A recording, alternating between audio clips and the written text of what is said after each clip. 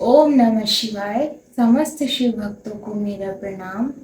आज हम शिव पुराण में विद्येश्वर संहिता का 3रा अध्याय श्रवण करेंगे।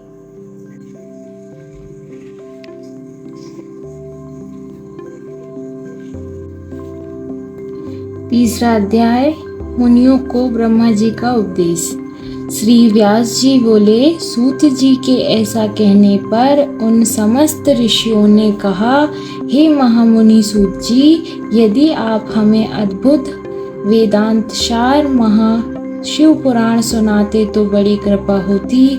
मुनियों से ऐसा सुनकर शिव जी का स्मरण करते हुए सूत जी प्रसन्न होकर बोले, अच्छा, तो अब आप लोग इस अनामय शिव महापुराण को ही सुनिए, जो समस्त वेदों का सार है और जिसमें भक्ति, ज्ञान और वैराग्य तीनों का वर्णन है।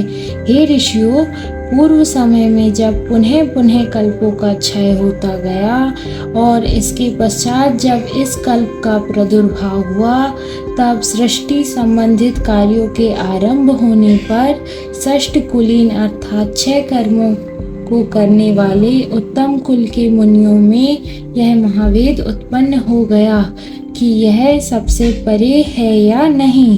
तब इसके निर्णय के लिए वे लोग ब्रह्मा जी के पास गए। ब्रह्मा जी ने कहा, जो सबसे पहले उत्पन्न हुआ है और जिसमें मन वाणी का कोई गम नहीं है तथा जिसमें ब्रह्मा, विष्णु, रुद्र, इंद्र आदि महाभूत और इंद्रियों आदि से संयुक्त सारे जगत की उत्पत्ति होती है, वही सबसे पर है और वह सर्वज्ञ जगदीश्वर महादेव जी है, जो परम भक्ति से दिखाई पड़ते हैं, तथा रुद्र आदि सभी देवता जिनके दर्शन की अभिलाषा रखते हैं।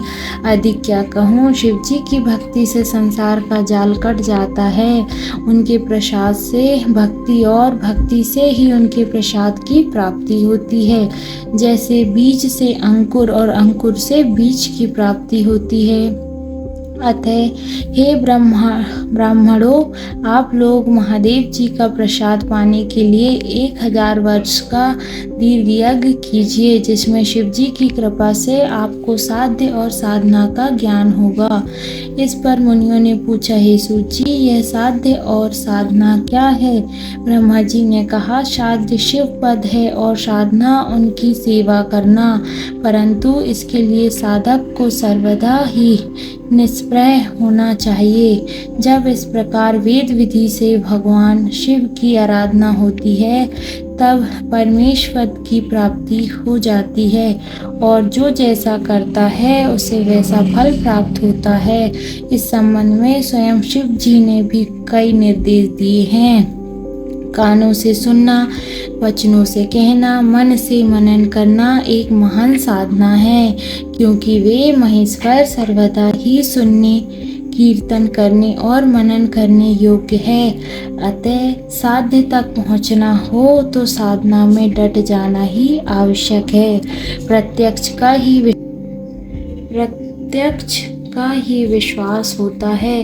अतएव बुद्धिमान को चाहिए कि पहले गुरु मुख से श्रवण, कीर्तन और मनन द्वारा शिव योग को प्राप्त होवे।